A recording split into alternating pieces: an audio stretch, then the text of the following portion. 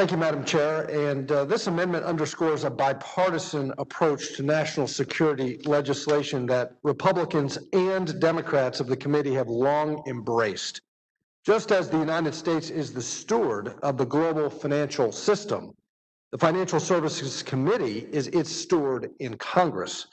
Republicans and Democrats have worked together to ensure that sanctions and other financial restrictions are held accountable for results.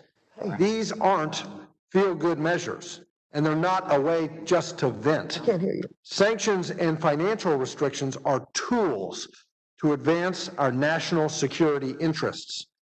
As we work to confront the systemic risk posed by China in the financial system, and as we look to the national security threat presented by the Chinese Communist Party, especially in its economic malfeasance, malign foreign investment, theft of intellectual property, forced transfer of technology, manipulative and mercantilist trade policies, and its deep commitment to a hostile communist ideology, our use of sanctions, investment restrictions, and other financial measures must aim for clear and realistic goals.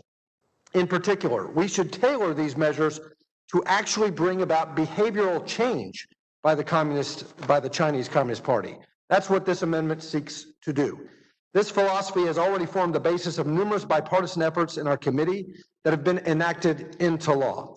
And I've been proud to work with Democrats across the aisle on some of those initiatives, including sanctions directed at Chinese banks that deal with North Korea, targeted authorities for the Committee on Foreign Investment in the United States, national interest reviews for the Export-Import Bank assistance to China, and legislation shaping our role at international financial institutions. In each of these areas, Democrats and Republicans have acknowledged that prohibitions on certain transactions involving China may be necessary, but they're necessary because they move us toward a foreign policy goal.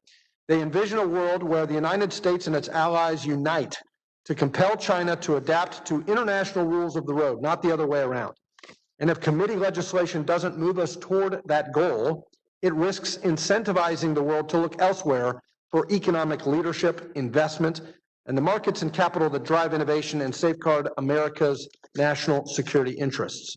I hope my friends on the other side of the aisle will support this amendment as a common sense effort to codify our committee's cooperation on confronting the economic and national security threat posed by China. I yield back.